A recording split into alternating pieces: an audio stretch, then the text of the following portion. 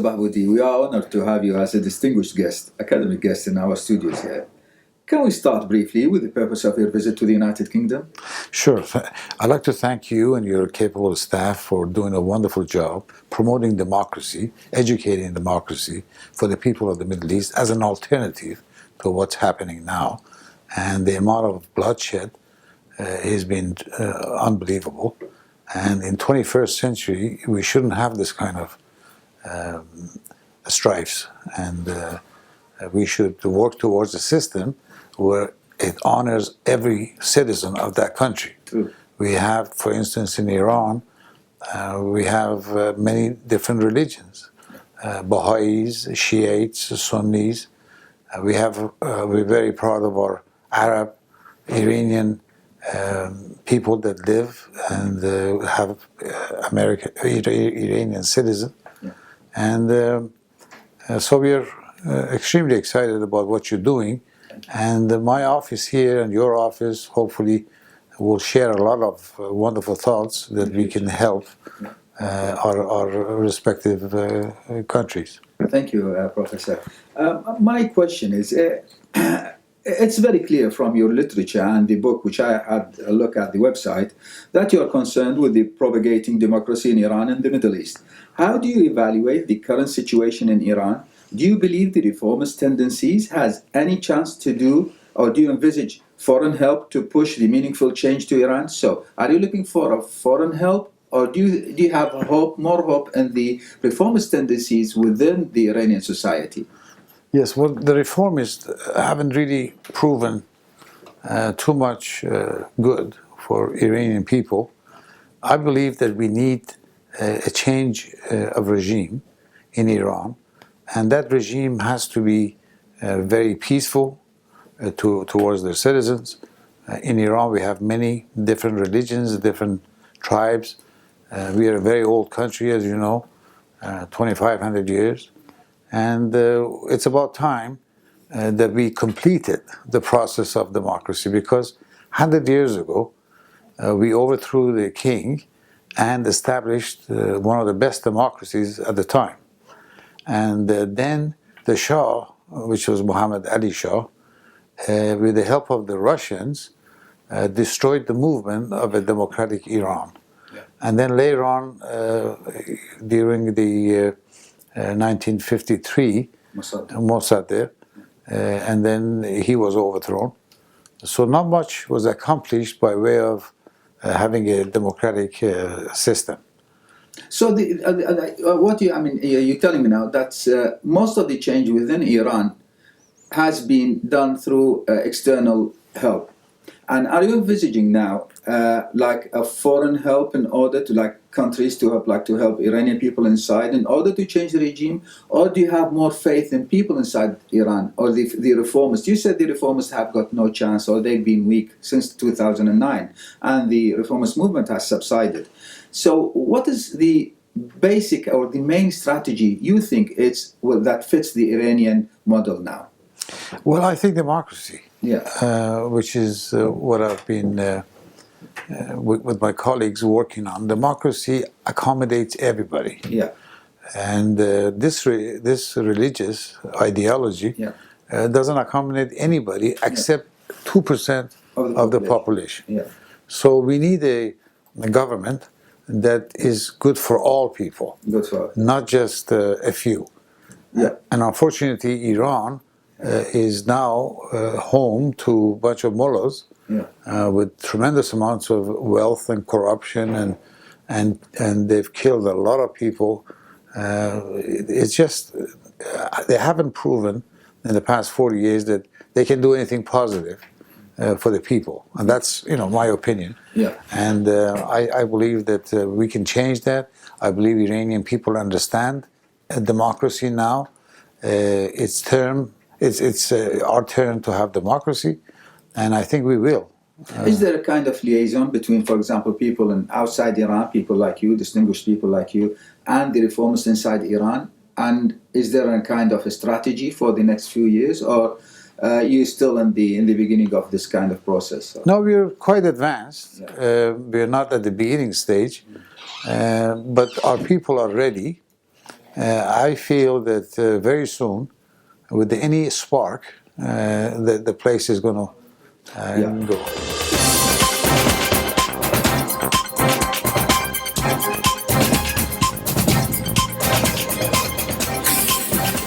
So, I mean, this way, that's mean you're envisaging some change in the future in Iran. So, political change in Iran will definitely entail, for sure, civil strife, since the generations of Iranian youth has been indoctrinated with religious creed and education.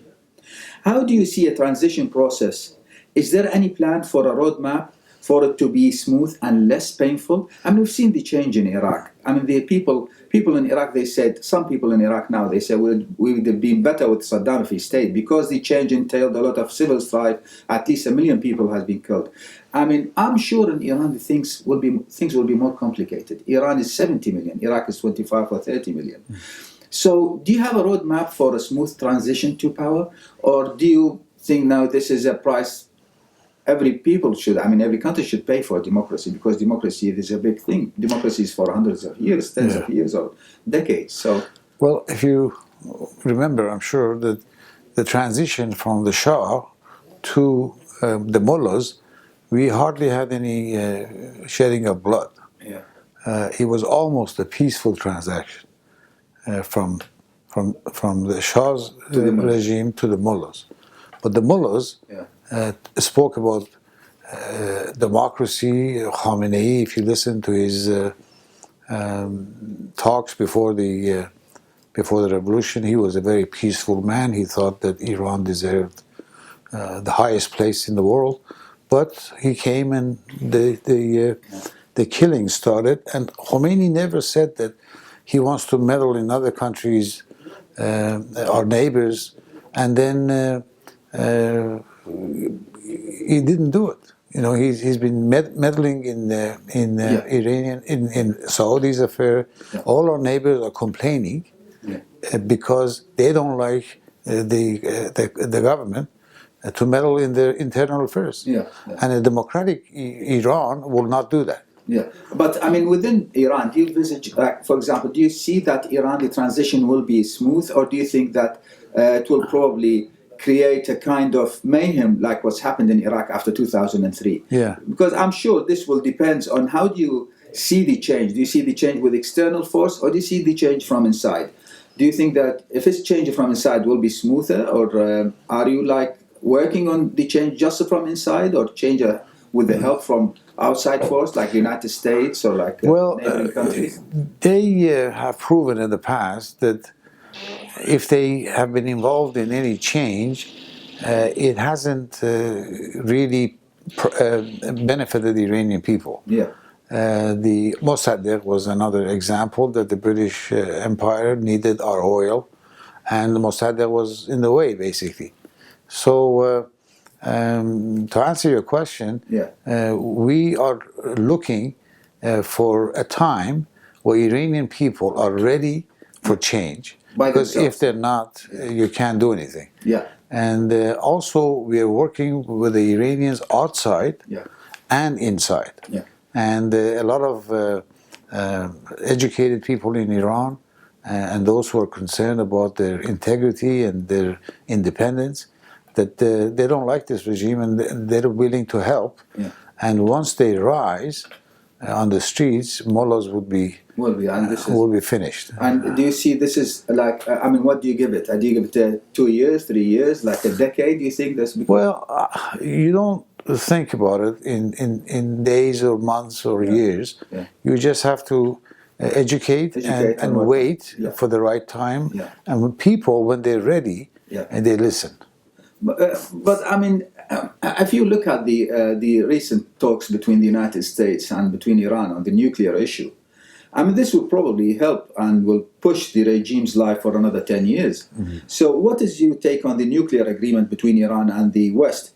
Do you think this will embolden Iran's aspirations for nuclear technology? Do you think this will push Iran's, the regime's life for another 10 years, 5 years? I mean, what do you think about this kind of process that's going on between the West? Are you with or against? I believe that the only people that can make a difference and change Iran are the Iranian people themselves.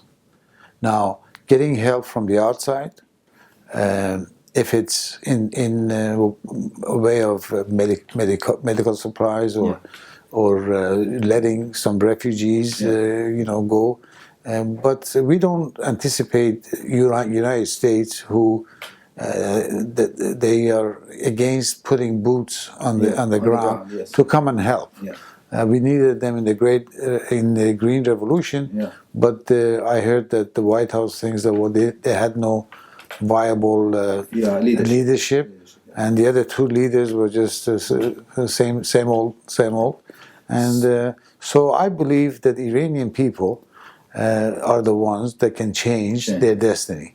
And the people from the outside, we have 6 million Iranians outside, but most of them have escaped the country that they dreaded after these mullahs took over. Yeah. And they've gone over there, their kids have been born in, let's say, Canada or United States or England, and the kids, they don't want to leave. They know that, England, for instance, is their home. Because they were born there, and wherever you're born, your love for that place takes place when you're a kid.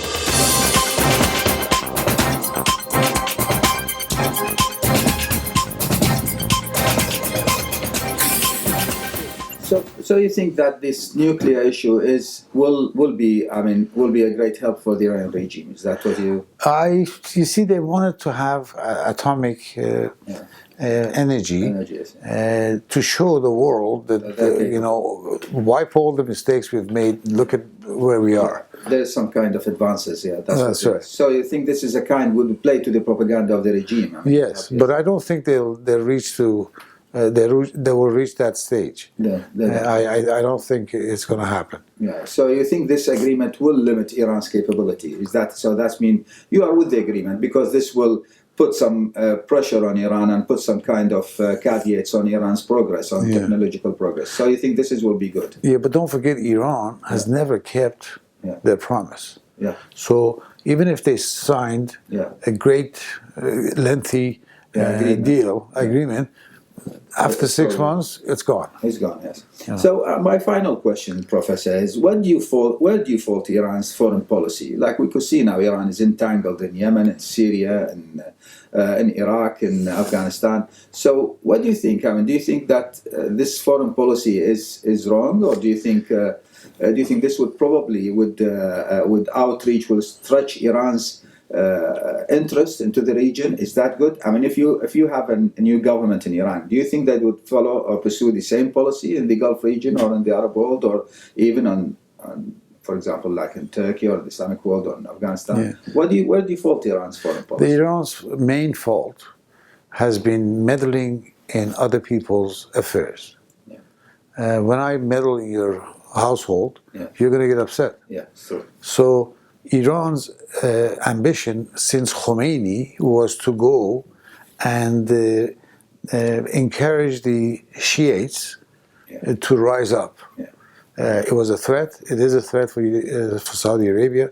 It's a threat for all these Gulf countries because they have built beautiful infrastructures and they're really on top of it. And if you bomb it, then it's going to be a great loss to the world, not just Abu Dhabi. No. So the main fault is exporting the ideologies this year. That's right, which isn't even good.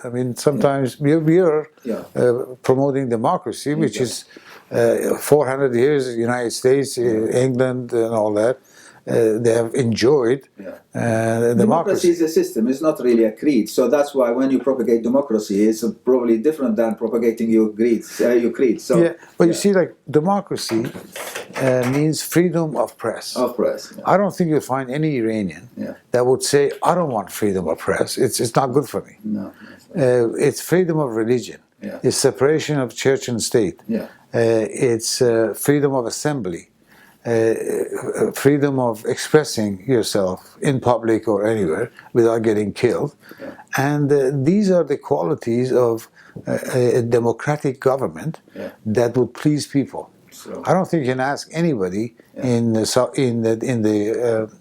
Arab world, do you want this or do you want that, which is democracy? And they go yes. Exactly.